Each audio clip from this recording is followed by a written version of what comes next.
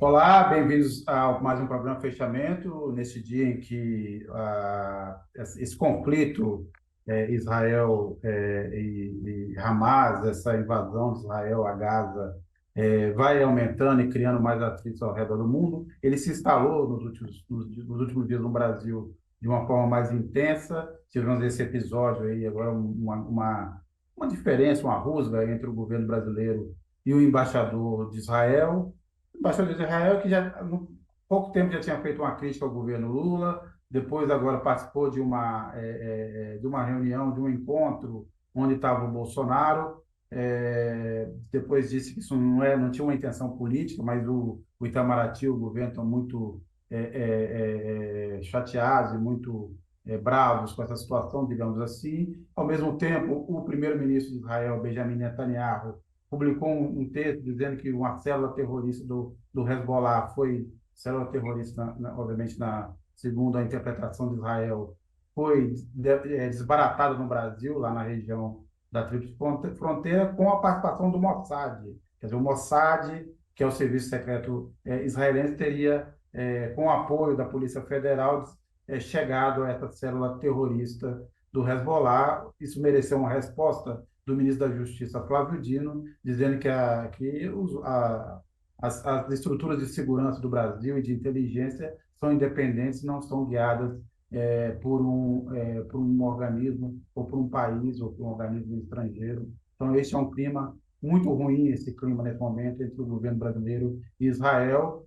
O Brasil estava com dificuldade de liberar os brasileiros retidos na faixa de Gaza. Aparentemente, tudo indica que amanhã esses brasileiros poderão sair de Gaza e poderão seguir até o Egito, onde há um avião da FAB esperando, não por outro motivo. Essa reunião do embaixador com alguns deputados e com o ex-presidente Bolsonaro tem servido nesse momento para produzir mais uma fake news a favor do bolsonarismo. A tese agora é de que foi o Bolsonaro que interferiu e que, portanto, será o responsável pela liberação dos brasileiros presos em Gaza. Isso tudo tem criado, obviamente, um clima no mundo, uma grande divisão, sentimentos contra palestinos, contra judeus e muitos equívocos. E hoje a gente recebe aqui, inclusive, o padre Júlio Lancelotti, que foi vítima de um desses equívocos, né? Não que o padre Júlio Lancelotti, padre, boa noite, bem-vindo, não que o padre Júlio Lancelotti já não sofra, já não tenha assim uma longa experiência de ataques fortuitos e gratuitos ao seu trabalho e às suas posições. Eu diria que, com perdão, eu não sigo nenhuma religião, Padre Júlio, não quero fazer nenhuma ofensa, mas quero dizer que sou uma espécie de Maria Madalena de São Paulo. Todo mundo joga pedras no senhor. Essa foi mais uma, desculpe, não é uma piada, mas queria que o senhor falasse um pouco sobre a situação. Deixa eu só explicar rapidamente o caso aqui. Um grupo chamado sionistas de esquerda, são judeus que têm uma militância de esquerda, são progressistas, é, faltaram uma crítica, uma carta crítica ao padre Júlio, por ele ter participado uma manifestação a favor, na verdade, também com denúncias do que tem acontecido na faixa de Gaza, que a essa altura ninguém tem dúvida de que é uma reação desproporcional, que beira o genocídio, são crimes de guerra, é no mínimo uma espécie de limpeza étnica que Israel tem feito ali na região. Havia lá um ou outro com bandeiras do Hamas, e aí, portanto, o padre Júlio acabou sendo associado à ideia de que ele defenderia os atos também abomináveis cometidos pelo Hamas. Então, padre Júlio, antes de tudo, eu queria que o senhor desse para o senhor para explicar a situação, para saber como é que o senhor se sentiu diante dessa crítica e o que o senhor tem a dizer em relação a essas críticas que foram feitas ao senhor. Boa noite. Boa noite. Então, eu participei da manifestação na Avenida Paulista, uma manifestação majoritariamente em defesa da vida e que não tinha nenhum teor de defesa da violência, seja da parte de quem for, mas de uma busca de defesa, especialmente, como você colocou, e a própria ONU coloca, e é a posição também manifestada pelo Papa Francisco, de defesa da vida, especialmente das populações civis. E, nesse momento, nós vemos a população civil na faixa de Gaza, a população civil palestina, sofrendo e sendo punida de maneira coletiva. Isso não quer dizer, de nenhuma maneira, que se justifique a morte dos civis israelenses e de várias nacionalidades que foram atingidos no dia 7 de outubro. Então, é bastante grave de perceber a falta de percepção, a guerra de narrativas, a polarização desses sentidos, a busca de tirar proveito político. O ato político é um fato difícil. Agora, ninguém pode negar que há crimes de guerra, que há, como você disse, limpeza étnica, que há a forma de atingir de maneira desproporcional a população civil. Isso não são palavras minhas e nem objetivamente colocações originais da minha parte. O que me surpreendeu foi esse grupo sionistas de esquerda, mas logo que foi publicada a carta, o professor German retirou o nome dele e deixou o grupo. Aquele grupo Beretz também pediu para que o nome dele fosse retirado da carta, deixou o grupo. O Pietro, que não é um rabino, mas que é um ativista sionista judeu, publicou lá uma foto onde eu estou com ele em um outro momento. Então, eu acredito que, e o próprio professor German coloca de que foi um equívoco, e fica claro de que associar qualquer pessoa aqui no Brasil ao Hamas precisa ter uma questão um pouco mais sólida, um pouco mais consistente. Mesmo esse grupo, que é chamado de uma célula do Hezbollah, ainda não está claro isso, a Polícia Federal está investigando. O que é importante é que não há apoio nenhum a grupos extremistas, nem ações extremistas, e, especialmente, nós não podemos descontextualizar a situação do povo palestino. Muitas vezes, descontextualizando, a gente trata todo o povo palestino como se ele fosse o Hamas, e temos que ter claro, nem todo palestino pode ser identificado como Hamas, e nem todo Hamas como o povo palestino.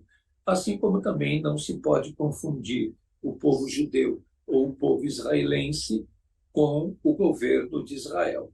Inclusive, nós estamos vendo vídeos todos os dias de judeus ortodoxos que têm uma compreensão contrária à do governo de Israel e que têm sido agredidos violentamente pelo exército e pela polícia israelense. E são judeus ortodoxos que compreendem de maneira diferente essa questão de um Estado e essa questão da diáspora do povo judeu. Então, são questões muito complexas. Eu não sou especialista nessas questões complexas que envolvem uma complexidade muito densa e muito tensa.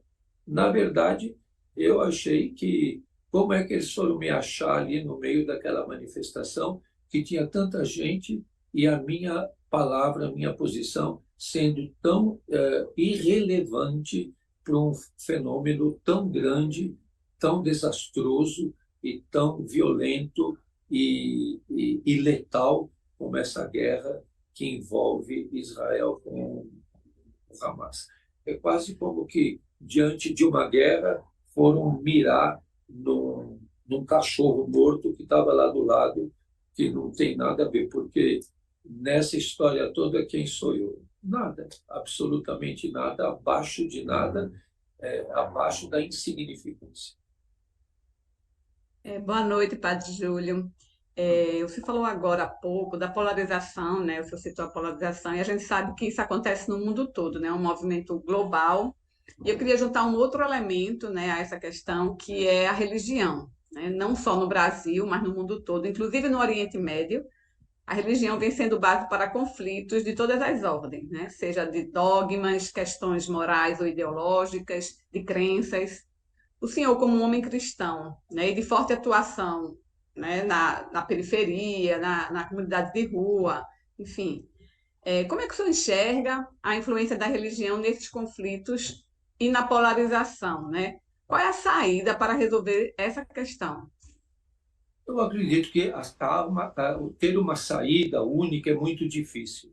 Essa utilização da religião como forma de poder, como instrumento de violência, como imposição, como justificação da violência e da guerra ou do extermínio de grupos, o antissemitismo, a islamofobia, a perseguição a cristãos, é inaceitável em qualquer questão.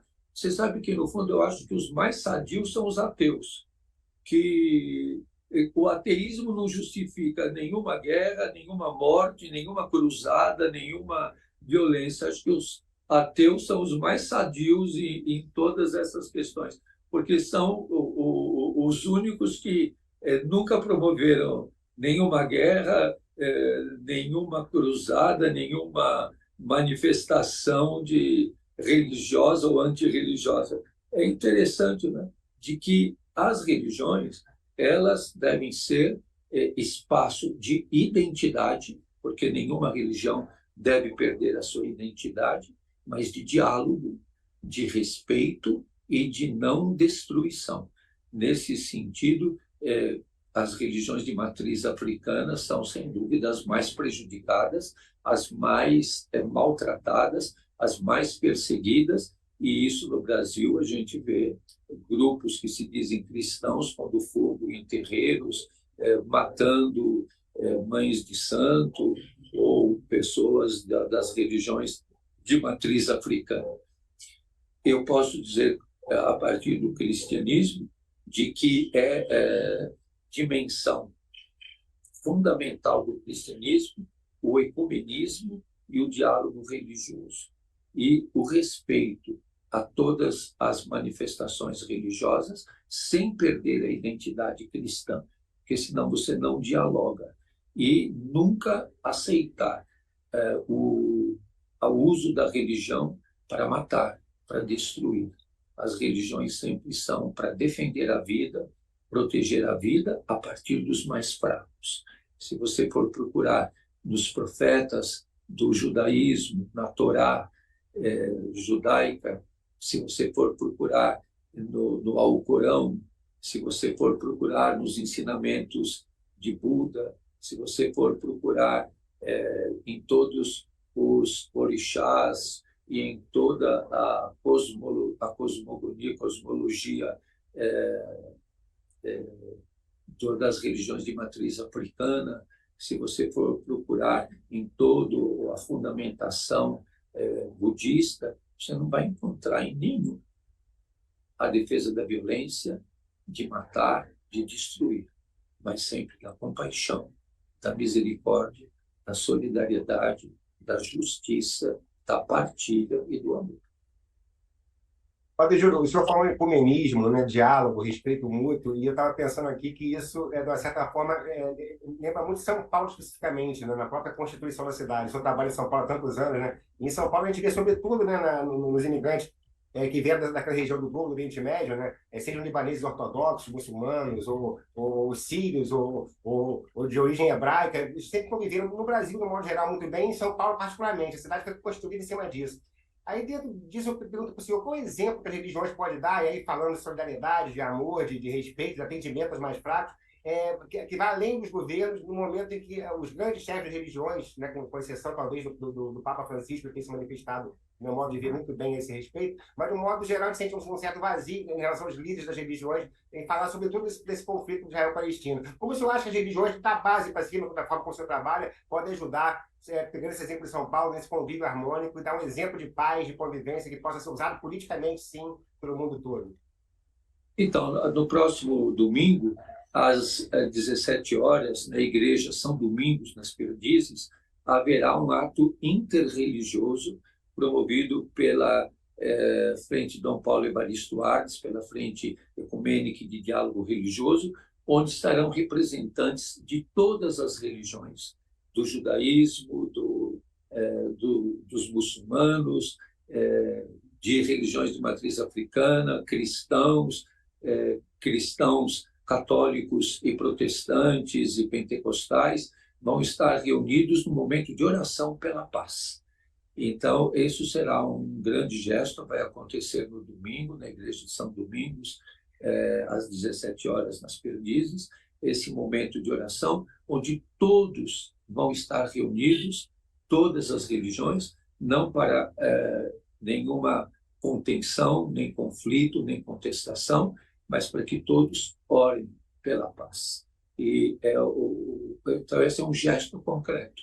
Eu acredito, eu sempre, quando tem essas celebrações interreligiosas, eu sempre digo, não vai ter um representante dos ateus, né? Porque, embora não seja uma religião, seria bom também alguém que não vinculado a nenhuma religião, também dissesse alguma palavra pela paz. Porque senão a gente cai, eu acho que aí na questão anterior que foi colocada, quando nós colocamos de que a busca da paz, da concórdia, da solidariedade sempre é religiosa. Não é, é uma dimensão humana, que deve ser independente de você ser religioso ou não. Você pode ser religioso e desumano. Você pode ser religioso porque as maiores ofensas que eu tenho recebido e os maiores ataques são de pessoas religiosas. E são os mais religiosos, e os que se acham mais religiosos, são os que mais atacam. São em nome de uma ortodoxia e de uma fidelidade religiosa que querem atacar e destruir, porque só a sua visão é a correta. Então, para você ser um bom cristão, ou um bom muçulmano, ou um bom judeu, ou um bom budista, você tem que ser um bom ser humano. E, como muitas vezes eu recebo de grupos religiosos, herege, comunista, você tem que ser excomungado, porque tem um modelo muito fechado, um modelo religioso absolutizado. Então, só a minha visão é a verdadeira, só a minha visão é certa, só o jeito de eu acreditar e manifestar a religião é o certo. Então, acho que uma das formas é nós procurarmos termos claro que as religiões são instrumentos, não são fins em si mesmas. Eu não sou cristão para ser cristão, eu sou cristão para ser mais humano. O que é budista para ser mais compassivo. O que é muçulmano para ser mais misericordioso. O que é judeu para ser mais solidário e mais amoroso. O que é das religiões de matriz africana para ser mais integrado no mundo, na natureza e na vida. E os ateus também são ateus, mas não quer dizer que eles são desumanos, senão a gente fica com esse vício de que só quem é religioso pode ser humanizador e humano. E essa é uma missão de todos, dos que têm religião e dos que não têm. O senhor tocou num ponto importante, Padre Júlio, porque boa parte desse governo israelense hoje é composto por por um extremismo de direita, fundado muito numa concepção religiosa, do extremismo também religioso israelense, e a maioria dos discursos é justamente o discurso da desumanização em Gaza. A gente já viu vários ministros e vários representantes do governo israelense chamando, por exemplo, a população de monstros. São os monstros de Gaza, são os terroristas, e aí todas as crianças. Quer dizer, essa também é uma forma de justificar essa ação violenta, não quer dizer, essa coisa de você desumanizar, como aconteceu em outros momentos na escravidão, tudo, você tira a ideia de que aquele indivíduo possa ser igual a você, que tem os mesmos valores, o mesmo direito à existência e, portanto, é passível de sofrer qualquer tipo de punição e de violência, não? Sem dúvida, e você vê, a religião justificou a matança dos indígenas. A- Muitos discursos religiosos legitimavam a escravização.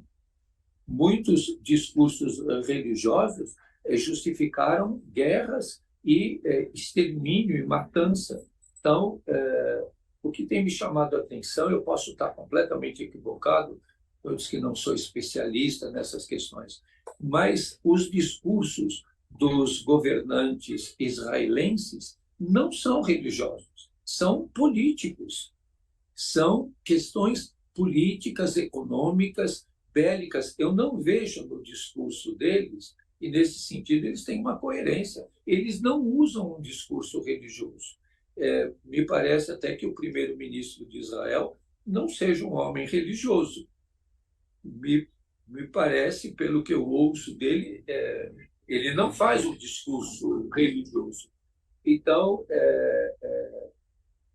a gente não pode confundir o judaísmo na sua mensagem de justiça, de defesa dos pobres, dos fracos e dos pequenos, identificar com o governo de Israel. Eu acho que seria injusto e desumano olhar os profetas do judaísmo e que são também assumidos no cristianismo. Nenhum deles, eu não vejo em profeta Isaías, Jeremias, Amós, nenhum dos grandes profetas judeus, qualquer linha, qualquer sinal de justificativa de violência. Eu vejo sempre nos profetas como Amós, como Jeremias, como Isaías, todos profetas que lutam a partir dos pobres, dos fracos e dos pequenos. É, Mas, Júlio, deixa eu só complementar um ponto aí. Obviamente, a gente sabe que uma das dimensões da religião, do esforço da catequização, da pregação, do convencimento, em grande medida, pregar no deserto, digamos assim, é uma parte da função. Mas eu pergunto, o senhor acha que esse deserto está maior do que já teve em outros momentos? Quer dizer, a gente olha para esse conflito no Oriente Médio, vê o caso da Ucrânia, vê tantas outras barbaridades. O senhor lembra de algum outro momento que pregar a paz, defender o convívio, foi tão pouco, é um discurso tão pouco empático, que tenha, que mereça algum tipo de reação clara, alguma recepção boa do planeta, da sociedade? Eu acho que em todos os momentos é muito difícil. Eu acho que não tem um momento pior ou melhor. Cada momento tem sua dificuldade. Se você olhar na história da América Latina, tudo que sofreu Bartolomeu de las Casas na defesa dos povos indígenas, tudo que passou o Padre Vieira e outros que se manifestavam contra a escravização. Bartolomeu de las Casas, em Chiapas, foi expulso, teve sua casa queimada. Santo Antônio de Maria Claré foi expulso e teve sua casa queimada em Havana, em Cuba. Então, na história você vai encontrar em todos os momentos, você pegando os profetas bíblicos, o que aconteceu com Jeremias, como ele foi perseguido e incompreendido, a ponto até de tanto sofrimento ele maldizer o dia que ele nasceu. Então, em todos os momentos da história, haverá dificuldades e o Nabote da Bíblia, que é tratado de maneira cruel e exterminado. Se você pegar as figuras bíblicas da primeira aliança, ou chamado de Antigo Testamento, você vai ver cenas impressionantes. O próprio profeta Samuel, como ele chama a atenção do rei Davi. E é bonita aquela história que o Samuel vai diante do rei Davi e diz para ele, aquele homem que tinha uma ovelhinha só e cuidava daquela ovelhinha, até embalava no colo, e o outro que tinha um rebanho enorme e, recebeu uma visita, e ao invés dele pegar uma ovelhinha do seu rebanho enorme, ele pegou a única que o outro tinha e sacrificou. E aí o Samuel conta essa história para o rei Davi, e o rei Davi diz: mas quem é esse facínora que fez isso para que eu possa puni-lo? E o profeta Samuel diz: você. Foi você que fez isso. Então, essas lutas e toda essa tensão estão presentes na história e fazem parte da nossa natureza humana. Então, eu acredito que a gente tem que discernir, refletir, buscar a paz, não usar nunca do nome de Deus, ou do nome que você der, ou Alá, ou Javé, ou Elohim, nunca usar de um nome sagrado para matar, para destruir e para ofender. Padre Júlio, eu agradeço bastante. Eu sei, essa conversa aqui, obviamente, poderia se estender por muito tempo, mas eu sei que o senhor está cansado, nos pediu para fazer uma intervenção um pouco mais curta. Eu, de qualquer forma, agradeço bastante.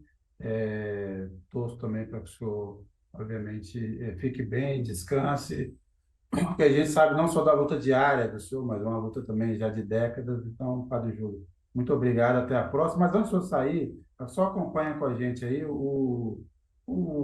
hoje, o ex-chanceler e agora assessor especial da presidente da República, Celso Amorim, está em Paris participando de uma reunião, de um evento justamente convocado pelo presidente francês Emmanuel Macron, com várias entidades e políticos, para tentar pensar em algum tipo de ação mais concreta que o mundo pode fazer em relação ao que se passa lá na faixa de Gaza.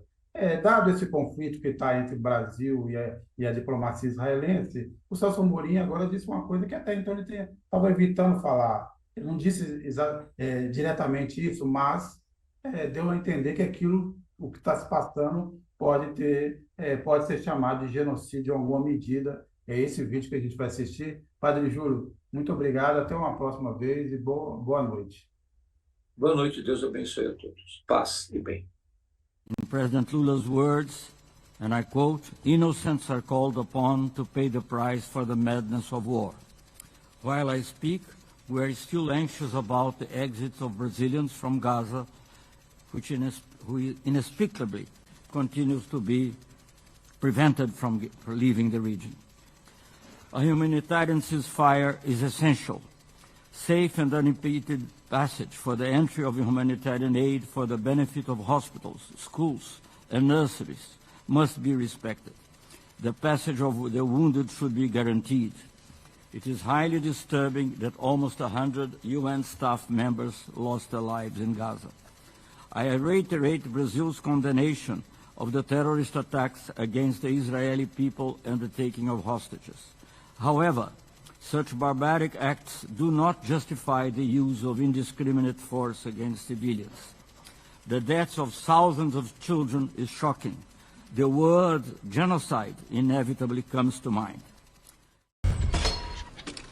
Olá, agora a gente vai, quer dizer, tivemos essa participação do padre Júlio Lancelotti, vamos tratar agora de um outro assunto também que tem sido muito importante aqui. Nós estamos nesse processo em São Paulo da discussão sobre a privatização da Sabesp, uma privatização que o governador Tarcísio de Freitas quer levar a cabo, a revelia do que você passou agora, por exemplo, no caso da Enel, esse apagão que é também resultado do processo de privatização, um desinvestimento, uma demissão de quadros e uma maior repatriação, vamos dizer assim, dos recursos, a distribuição para os acionistas. A gente já tem tido problemas também nos trens privatizados em São Paulo, há outros problemas da privatização pelo país. A gente recebe aqui a deputada estadual Mônica Seis. Deputada, bem-vinda. Muito obrigado por participar do nosso programa.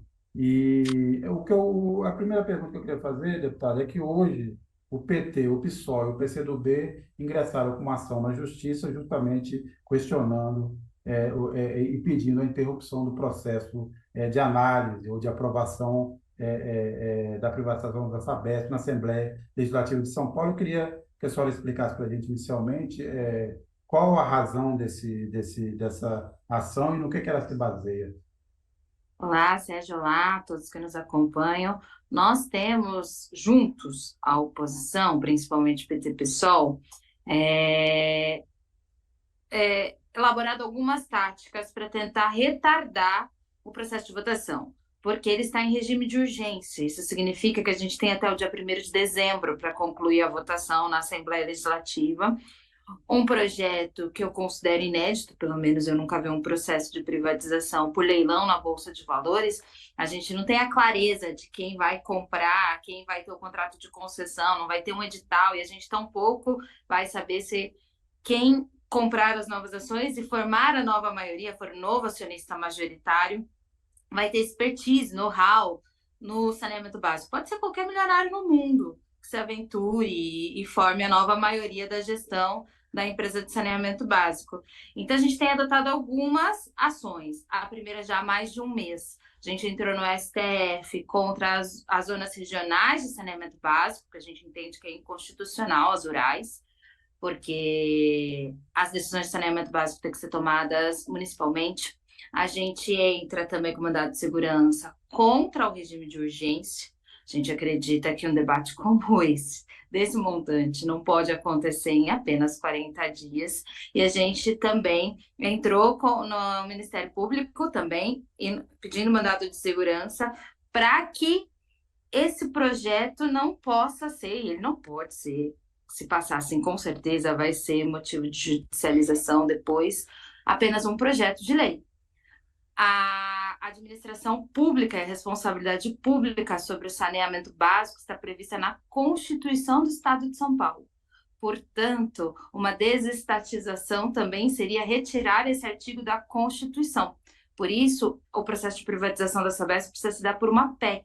E o que o governador apresentou foi um projeto de lei simples.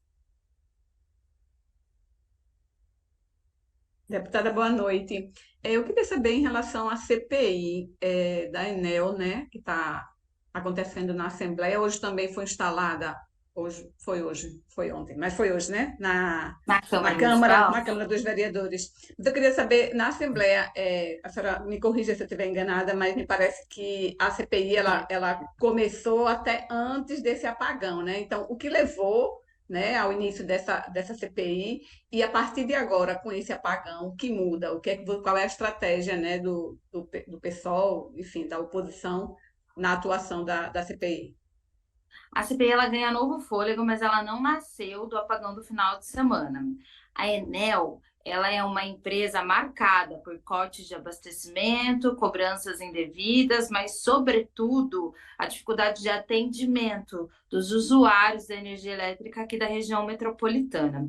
A CPI ela foi instalada no meio do ano, porque o nosso calendário legislativo na Leste começa mais tarde. Nós fomos empossados no dia 15 de março. No dia 15 de março foram protocoladas as CPIs que estão instaladas, dentre elas a CPI da Enel, que foi proposta pelo Thiago Auricchio, um deputado de São Caetano do Sul, uma das cidades mais afetadas pelo desabastecimento corriqueiro, não só desse final de semana da Enel. Ela é composta e se voluntariaram para essa CPI deputados que têm relações com os municípios muito diretas, são maridos, esposas, ou já foram prefeitos das cidades aqui da Zona Oeste de São Paulo, do ABC ou da capital. Eu considero, estou lá desde o início, embora seja do interior, que essa CPI já tinha nascido com um resultado previsível, que apontava pela extinção do contrato por falta de cumprimento do contrato por parte da concessionária, mas no último final de semana a CPI ganha mais... Fôlego. Ganha mais fôlego porque os casos desse final de semana, eu sou do interior, tá? A minha região, ela é atendida pela CPFL, Itu. Depois desse final de semana, a gente nota uma diferença básica, não que a concessão tenha melhorado a vida de alguém, abastecimento de itens essenciais como água e energia em algum canto desse país ou desse estado. Mas a gente nota que a CPFL tem postos de atendimentos físicos. No limite, quando acaba a luz, quando acaba a internet, por óbvio, os canais virtuais ficam inacessíveis à população, a população tem aonde ir, tem um atendimento, tem um tempo de resposta. A Enel não tem nada disso. A Enel ela é recordista de reclamação do consumidor no PROCON, nas 24 cidades onde está presente. A Defensoria Pública já tem diversas ações contra a Enel, antigas inclusive, por não atender o consumidor e por cobranças tarifárias. Há uma ação judicial da Defensoria Pública que foi apresentada na CPI há uns meses atrás, em que a Defensoria Pública fala justamente dos canais de atendimento da Enel, que para muitas pessoas nunca funcionou. Não é desse final de semana, nunca funcionou. A energia da sua casa é cortada 3 dias antes do vendaval aqui em São Paulo. O Tantã estava sem energia. As pessoas têm energia cortada, não têm aonde reclamar, não têm resposta de quando vão recuperar a energia em casa. E o pior, a tarifação é sempre maior depois de grandes cortes, depois de desabastecimento de energia. Tem lugares que recebem 2 contas por mês, no apartamento de São Paulo já aconteceu isso. Enfim, a Enel presta um serviço ruim e faz o pior da privatização. Porque de serviço essencial, você não tem concorrência, você não pode escolher outra empresa para abastecer energia na sua casa. Você não pode escolher outra concessionária para te fornecer água na sua casa. Então, não tem risco de perder o cliente. Então, a Enel mostra o pior lado da privatização, que é ignorar completamente o atendimento aos seus usuários. Deputada, voltando a falar da Sabesp, para a questão mais política, a senhora sabe, aqui no Rio de Janeiro, né, há pouco tempo foi privatizada a SEDAI, a companhia também de água e esgoto. Da mesma forma que a Sabesp é uma companhia gigantesca, né, que no Rio é chamada de joia da coroa, ambas estão entre as 3 maiores, se eu não estou falando bobagem, da América Latina. E, no entanto, apesar de toda, né, todo o estardalhaço que a imprensa conservadora fez como se tivesse sido uma boa venda, ela foi usada basicamente para garantir a vitória, a reeleição do governador Cláudio Castro. Né? Ele vinha do surgimento das pesquisas atrás, né, em terceiro lugar, já esperava que ele pudesse chegar ao segundo turno por conta de estar no governo, ser governador, mas o fato é que a venda por 70 e poucos bilhões da SEDAI fez com que ele irrigasse, né, vários projetos do interior afora. Apenas 6 prefeitos aqui no Rio de Janeiro não apoiaram a última eleição, isso acabou sendo fundamental. Agora, no entanto, passado menos de um ano, o governo está de novo com o PIX na mão, o governo do Rio, eu estou me referindo, o governador Cláudio Castro está indo novamente a Brasília negociar reenquadramento fiscal e tudo mais. E, na verdade, se diz que nas próximas eleições para prefeito, essa verba que entrou nas prefeituras aliadas serão suficientes também para garantir a reeleição dos prefeitos aliados. Quer dizer, o resultado eleitoral é concreto já para esse grupo, né? Mas, na prática, a SEDAI volta a enfrentar problemas, tipo o problema da Geosmina aqui e tudo mais. Aí, depois dessa exposição toda, eu pergunto para a senhora, como a senhora encara politicamente esse processo em São Paulo? É possível que o Tarcísio use a privatização da Sabesp e outras também, com esse intuito eleitoral, no caso, invertendo, né, que a eleição para prefeito em primeiro e depois seria a eleição para a reeleição dele daqui a 2 anos? Como é que a senhora vê esse processo como oposição, sobretudo, para se colocar para evitar esse uso político da verba ser arrecadada com a possível venda da Sabesp, se ela se concretizar? Com certeza, a grande expectativa dos aliados do Tarcísio na eleição municipal do ano que vem é a amortização da tarifa. O projeto de privatização da Sabesp, ele prevê que 30% do valor da venda, uma venda absurda de baixo, de vocês foi baixo, mas aqui de São Paulo também porque está a previsão de 12 bilhões, a Sabesp lucra entre 4 e 5 por ano, a gente está falando de 4 e 5 anos de lucro baixo. Mas, enfim, uma venda baixa e 30% será usada para amortizar a tarifa. A gente sabe que esse caixa vai acabar, mais cedo ou mais tarde, mas logo após a privatização, a população vai ter uma sensação de que a tarifa baixou. Então, logo, privatizar foi bom, porque a conta vai chegar mais barata. Isso deve eleger gente pelos interiores adentro. E eu acho que os prefeitos aliados do Tarcísio estão fazendo essa aposta. Mas essa é uma falsa sensação é uma sensação maquiada que deve durar pouquíssimo tempo, e a gente sabe que o resultado da privatização é sempre o contrário. A tarifa aumenta e aumenta muito. Eu sou de Itu, interior de São Paulo, uma cidade que remunicipalizou o serviço de água e esgoto não faz muito tempo, em 2016. Em 2014, quando era privada, acabou completamente a água na torneira, a cidade entrou praticamente numa guerra civil que resultou na remunicipalização. Eu vejo o processo da privatização da Sabesp como mais um episódio do negacionismo político e científico brasileiro. Político, porque Tarcísio não tem um exemplo para mostrar de, olha só, nesse lugar do mundo, privatizou e ampliou o atendimento em saneamento básico, construiu novas redes de infraestrutura, levou água para as periferias e favelas e para os bairros novos. Não tem, não existe esse caso. Não existe um caso de que a qualidade tenha subido. Muito pelo contrário. Todos os lugares que privatizaram, eu tenho certeza que aí no Rio também, começou a chegar água barrenta na torneira, porque a qualidade do serviço também cai. E é negacionista do ponto de vista científico, porque a gente está em plenas alterações climáticas. Dividir a água para a dignidade humana vai ser uma tarefa política muito difícil do próximo período. Não dá para entregar a água para o interesse de mercado, e ainda mais nesse modelo que o Tarcísio propõe, que é leilão na Bolsa de Valores, eu repito. Ele vai fazer um leilão na Bolsa de Valores das ações da Sabesp. A gente não sabe, não faz a mínima ideia de quem será o acionista majoritário. Pode ser qualquer aventureiro, pode ser alguém sem expertise nenhum no campo de saneamento básico, pode ser um especulador. E a gente está entregando a maior parte da água de São Paulo e do Sudeste, porque é isso que a Sabesp concentra. A gente não está falando só de uma empresa pública, a gente está falando do sistema Guarapiranga, a gente está falando do sistema Cantareira, a gente está falando que o PCJ, a gente está falando da maior parte dos rios que se concentram em reservatórios sobre a administração da Sabesp. Isso tem valor imensurável. E é isso que o Estado de São Paulo está entregando. Eu considero isso uma medida negacionista.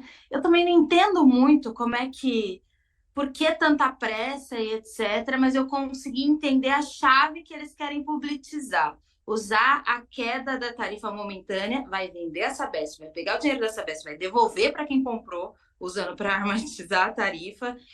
Isso vai dar uma falsa sensação de sucesso no começo. Eu consigo entender como isso vai ser usado nas eleições municipais do ano que vem, mas não consigo entender por que essa sanha de vender tão rápido, vender agora, porque a curtíssimo prazo, 2, 3 anos, é suficiente para a população receber o resultado da privatização na torneira em qualquer caso, em qualquer caso. Eu assisto um pouco aí do Rio e eu vejo alguns ensejos de revolta popular pela tarifação, pela qualidade da água, pelas cortes de abastecimento também. Deputado, a gente tem recebido aqui várias mensagens, o Carlos Almeida, a privataria do Tarcísio faz a gente até ter saudade da privataria tucana. O Adriano Pereira, no dia em que nossos representantes forem usuários do serviço público, oferecidos por eles ao povo, vai começar a melhorar. O Gustavo Santos, enquanto houver Estado, vai ter alguém disposto a privatizar.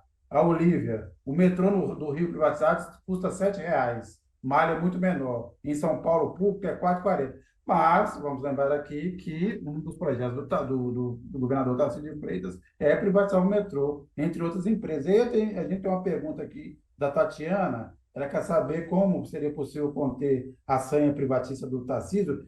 Deputado, eu queria que a senhora respondesse isso também, mas eu queria antes também fazer uma outra pergunta, que é, nos últimos dias parecia ter uma certa revolta em relação ao Tarcísio, os bolsonaristas, uma ala bolsonarista até entrou na justiça contra a privatização, o presidente da Assembleia falou que não era o caso da privatização, mas agora o processo está sendo acelerado. O que mudou nesses dias, Pedro? Queria que a senhora me respondesse essa pergunta e depois respondesse a pergunta da Tatiana. Como conter essa sanha privatista? Tá de difícil leitura esse momento na Alesp. Eu confesso, estava conversando sobre isso com outro jornalista de imprensa que estava tentando tirar de mim um pouco dos bastidores. Por que eu falo de difícil leitura?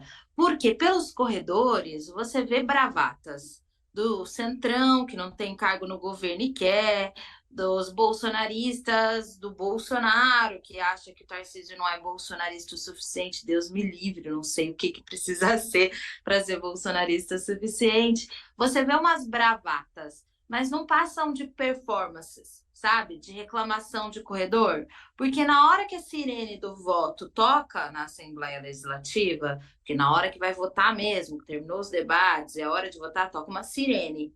A primeira vez que eu ouvi, eu falei, uau, é incêndio, é uma sirene, tá votando. Eles brotam de tudo quanto é canto para garantir o quórum e os votos necessários ao governador. O governador tem liberado emendas parlamentares do orçamento secreto com transparência. Ele fala que não é orçamento secreto porque está dando transparência de verdade. Ele libera 10 milhões para a galera e coloca no site.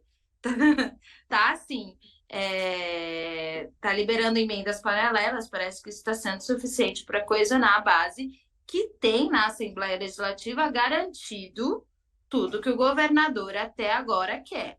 De fato, a privatização da Sabesp, nesse momento da Enel, me parece um pouquinho mais difícil. Eu noto pessoas constrangidas com a matéria. Deputados da minha região, Itu, por exemplo, que passou pela calamidade de 2014, não tem como dizer para os seus eleitores que a privatização vai ser bom de alguma forma. E do entorno, tem cidades grandes, Sorocaba, Indaiatuba, que tem os seus deputados ali. A gente nota que o velho PSDB, Maria Lúcia Amari, a Carla, tem também dificuldade com a matéria. Só que é um projeto de lei. Um projeto de lei precisa de maioria simples. E eu acho que 48 ele tem na base mais fiel, na base mais fanática.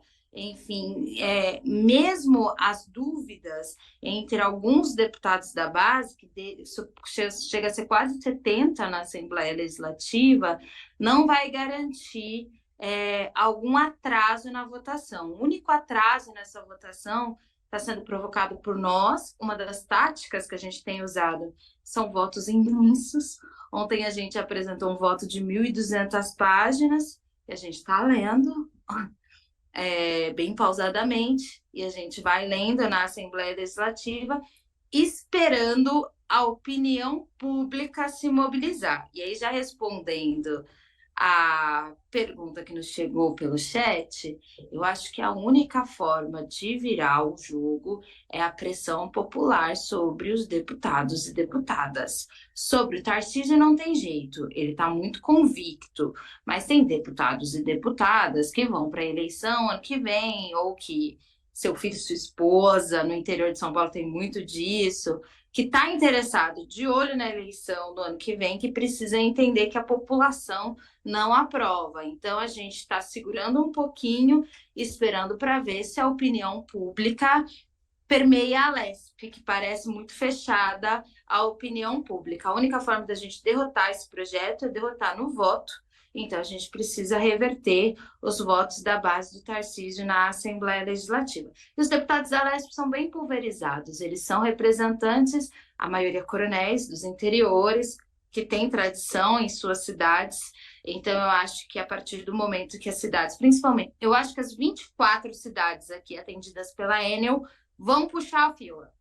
Já devem estar na cobrança dos seus representantes, daqueles que se elegeram pelos currais eleitorais dos municípios, dizendo, olha o que aconteceu com a Enel, não faça a mesma coisa com a Sabesp, olha o que aconteceu com a Enel, não faça a mesma coisa com a Sabesp, mas a única alternativa que a gente enxerga é a opinião pública. Deputada, a senhora falou agora há pouco do uso eleitoral, né, da privatização da Sabesp, que pode ter uma redução aí de tarifa. E aí eu quero continuar nesse tema de eleição, porque eu queria saber como é que está o debate dentro do PSOL, já que o PSOL tem uma candidatura forte em São Paulo, que é o Guilherme Boulos, né? Dentro do que for possível, lógico, né? Porque o que for estadual não vai caber à prefeitura, mas esse debate de privatizar, desprivatizar, né? Reestatizar.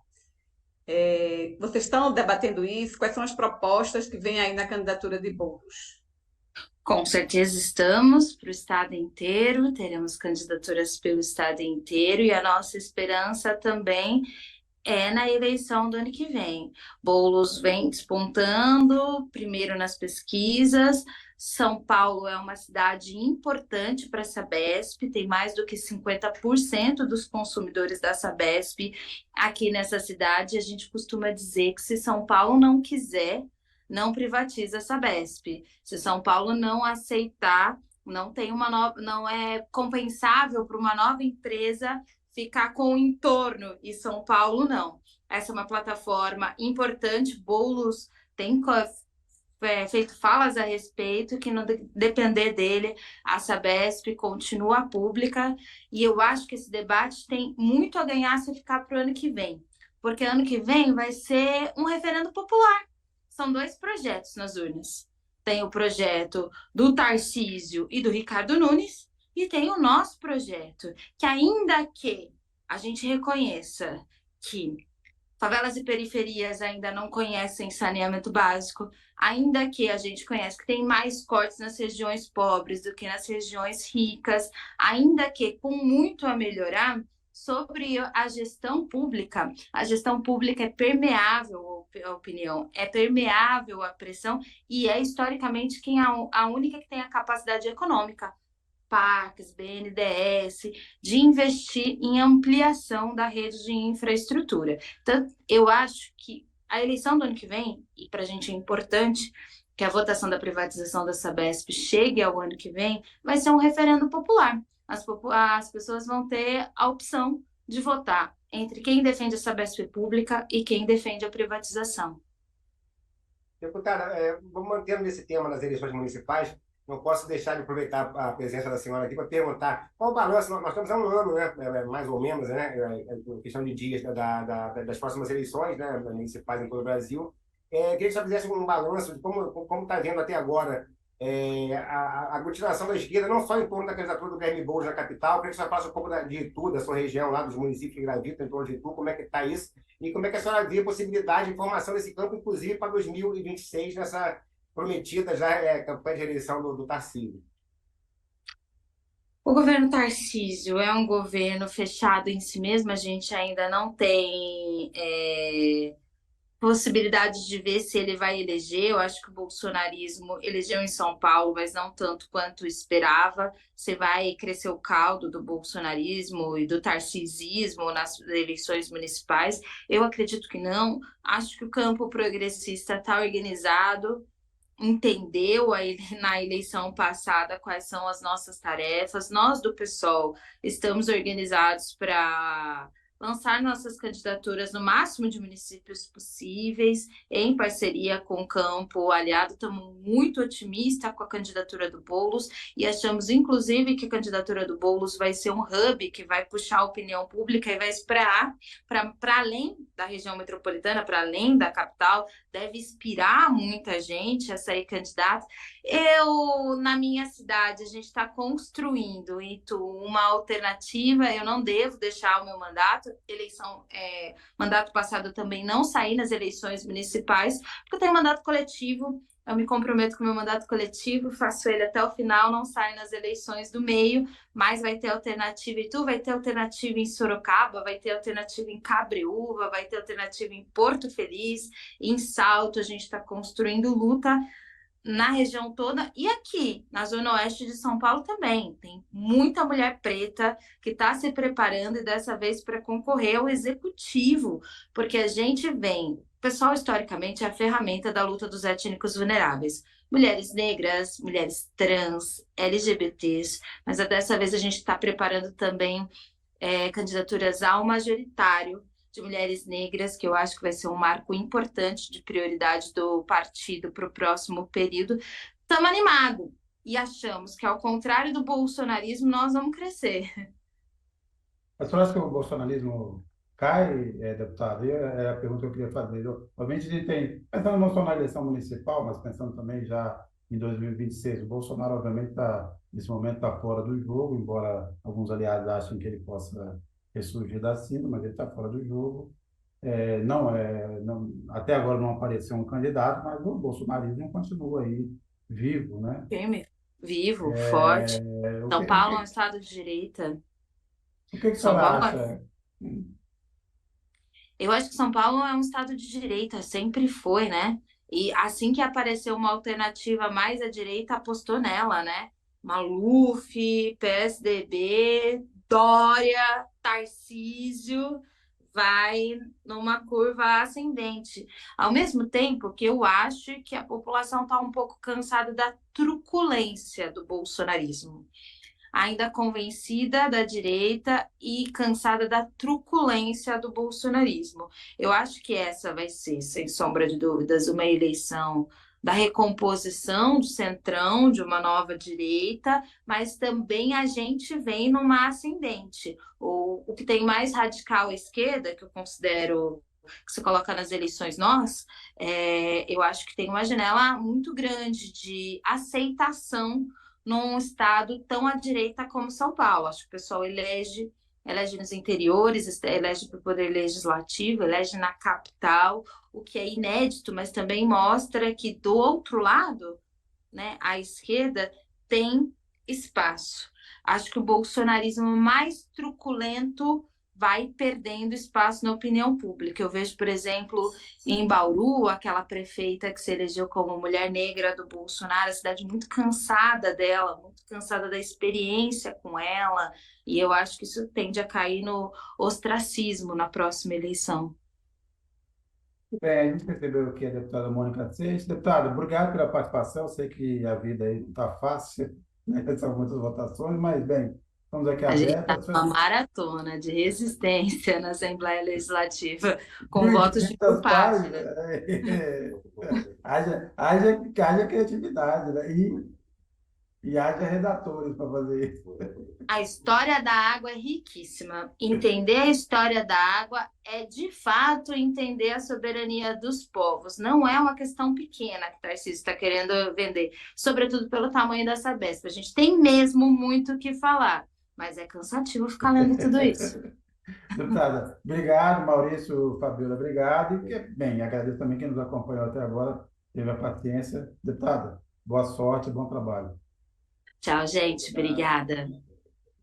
Já notou como os jornais de maior circulação do Brasil estão sempre unidos na defesa de pautas como controle de gastos públicos, Banco Central independente e a firme oposição a qualquer iniciativa para taxar os 10% mais ricos, aqueles que abocanham 60% da renda nacional?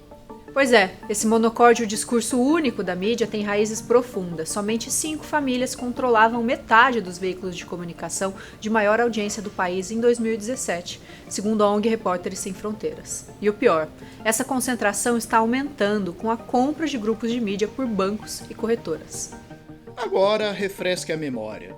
Você lembra qual foi a primeira publicação a denunciar os abusos da Lava Jato, muito antes do vazamento daquelas conversas que comprovaram o conluio do juiz Sérgio Moro com procuradores da República para prender Lula? Recorda-se de quem desde o primeiro momento denunciou que o impeachment de Dilma Rousseff era um golpe? Nadar contra a corrente sempre foi a nossa especialidade, mas também nos cobra um preço alto. Carta Capital sofreu boicote sistemático dos governos Temer e Bolsonaro, inclusive com pressões para que grandes empresas deixassem de anunciar na revista. Só sobrevivemos nesse período graças à inestimável contribuição dos nossos assinantes e apoiadores individuais, trabalhadores como eu e você que ainda sonham com um país mais democrático, justo e inclusivo. Somos muito gratos a todos que nos apoiaram nesse momento. Mas o perigo não passou. A concentração do mercado publicitário nas chamadas Big Techs tem ferido de morte veículos com estrutura bem mais robusta do que a nossa. Imaginem o impacto desse fenômeno em quem nunca pôde contar com o apoio de grandes empresas e grupos financeiros. E é por isso que renovamos o pedido de apoio. Só conseguimos manter o jornalismo corajoso, honesto e transparente de Carta Capital com as contribuições de nossa comunidade. Não adianta criticar a mídia corporativa e não apoiar quem sempre esteve ao lado da democracia, da diversidade e dos direitos humanos. Faça sua parte. Contribua com Carta Capital. Faça uma assinatura para receber a revista em sua casa ou faça uma assinatura digital. Se você não pode assumir um compromisso mensal agora, doe qualquer valor em nosso site ou no Superchat durante as nossas transmissões ao vivo pelo YouTube. Valorizamos igualmente todas as formas de contribuição, não importa a quantia que você possa despender, porque temos clareza de que juntos somos mais fortes e podemos vencer o discurso único da mídia.